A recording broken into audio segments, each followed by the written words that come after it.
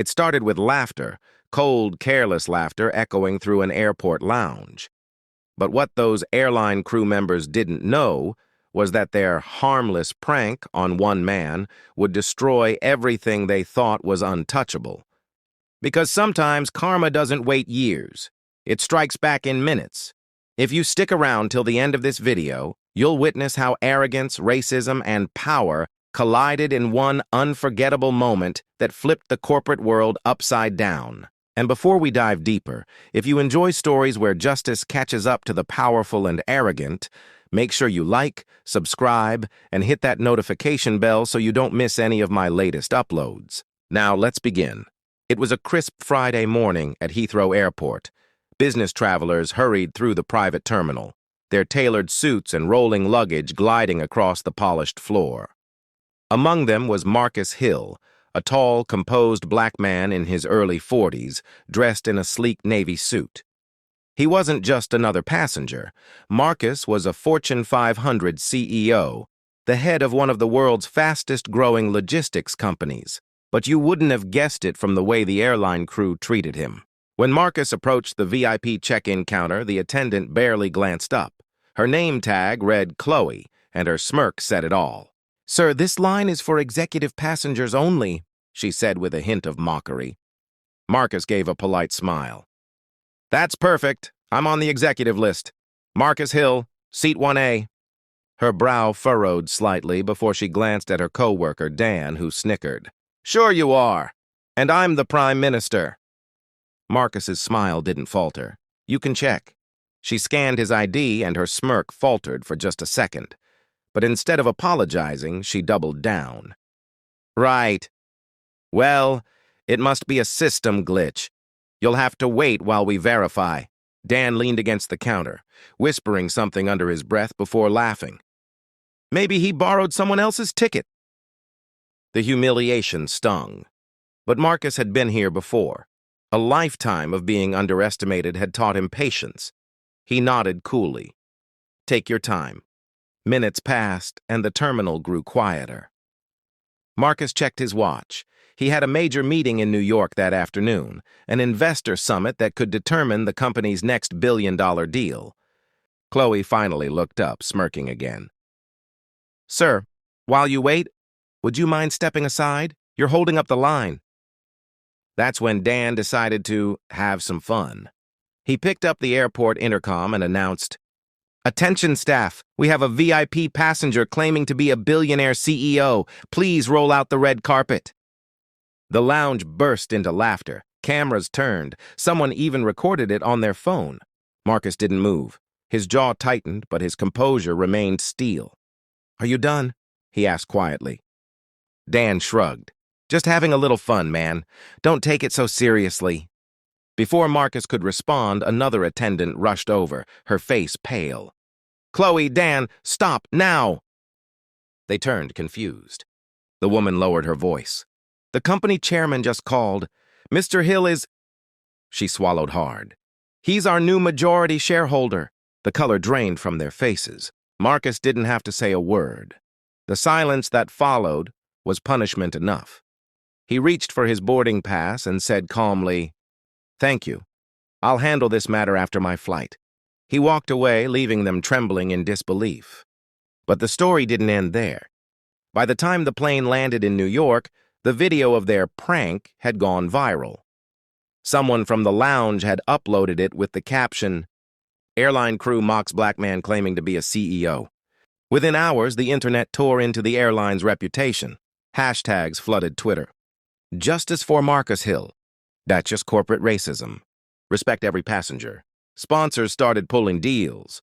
PR teams scrambled to contain the damage. But Marcus said nothing. He didn't post, didn't respond, didn't even acknowledge the firestorm. Because he was planning something much bigger. A week later, Marcus called a press conference. Reporters packed the room, expecting him to condemn the airline publicly. He stepped onto the stage with quiet authority. "I'm not here to talk about racism," he began. "I'm here to talk about accountability." He paused, scanning the crowd. "When I was disrespected, I didn't shout or threaten anyone. I simply made a decision.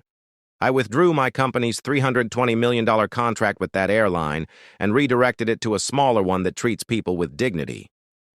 Gasps echoed across the room. He continued, "That airline didn't just lose a contract. They lost credibility. They forgot something every business should remember. People always come before profits." His speech made headlines across the globe. The airline's stock plummeted by 60% within days.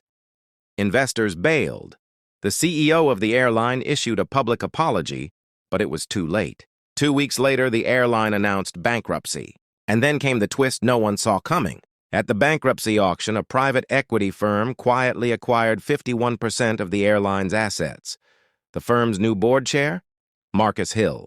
When reporters asked him why he'd buy the very company that humiliated him, he smiled faintly.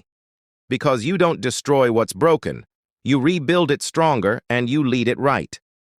The first thing he did after the acquisition was simple but symbolic. He fired the executive who covered up the viral incident. Then he personally called Chloe and Dan into his new office. They walked in nervously, expecting revenge. Instead, Marcus said, "You're both suspended without pay. But if you're willing to attend our new diversity and ethics training and work in customer service for 6 months, I'll give you a second chance." They stared at him in disbelief. "Why would you give us another chance?" Chloe whispered. Marcus leaned forward. "Because someone once gave me mine." The story spread like wildfire. The same internet that once mocked him now called him the CEO who rebuilt with grace. Universities invited him to speak. People wrote letters thanking him for proving that integrity still exists in leadership. And that airline?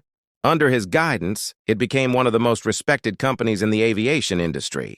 But in private, Marcus knew this was more than a business victory. It was a lesson for the world. He once said in an interview, "People think success is about winning deals or building wealth.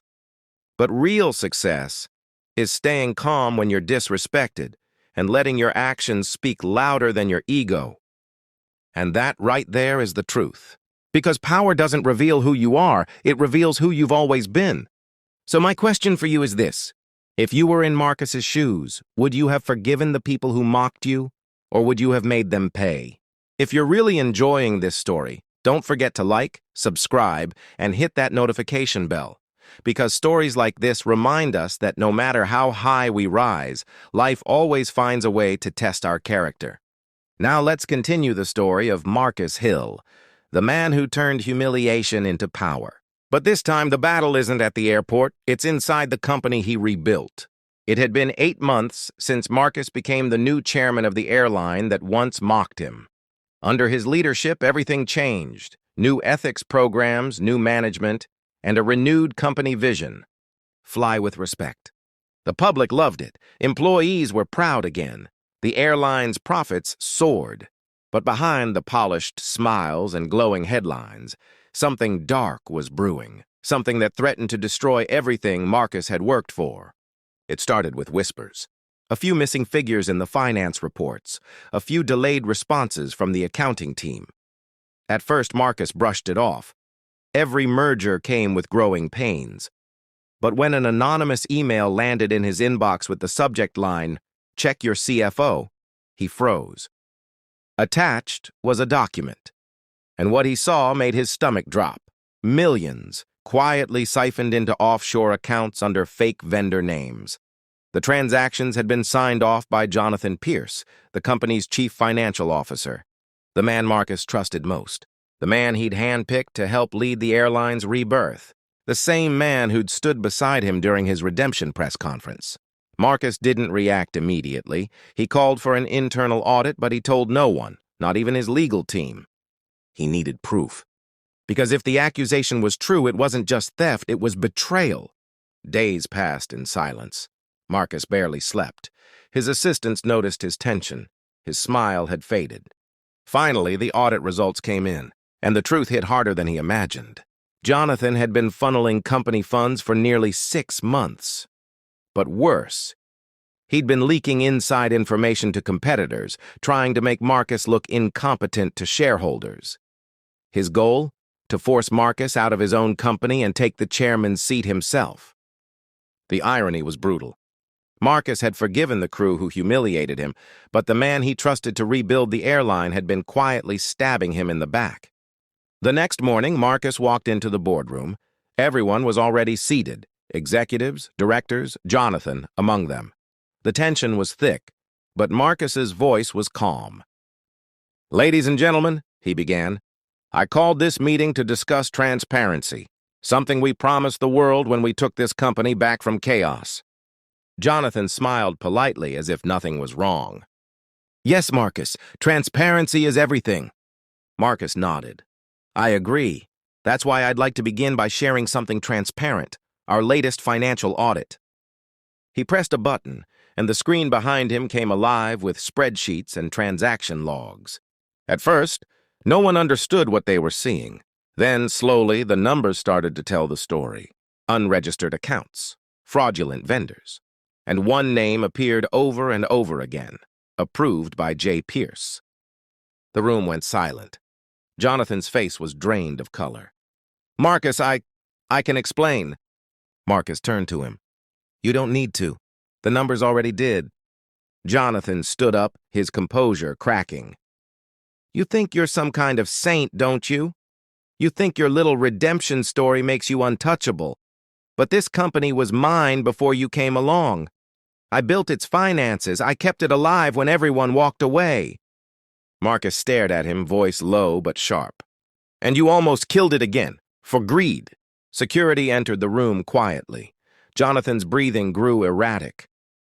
"You think this is over? You think the board will side with you?" Marcus looked around the table. "If anyone believes in what we stand for, then let's vote." One by one, hands went up, every single one except Jonathan's. Within hours, the story hit the press. Airline CFO arrested in $12 million fraud scandal, exposed by CEO Marcus Hill. The internet exploded with praise, but Marcus didn't celebrate. He sat in his office alone, watching the city lights outside his window. Justice had been served, but it didn't feel like victory. His assistant Nina knocked softly. "You did the right thing," she said. He turned to her. "Did I?" She frowned. "You exposed corruption. You protected the company." Marcus sighed. "I also trusted the wrong man. Maybe that's the price of believing people can change."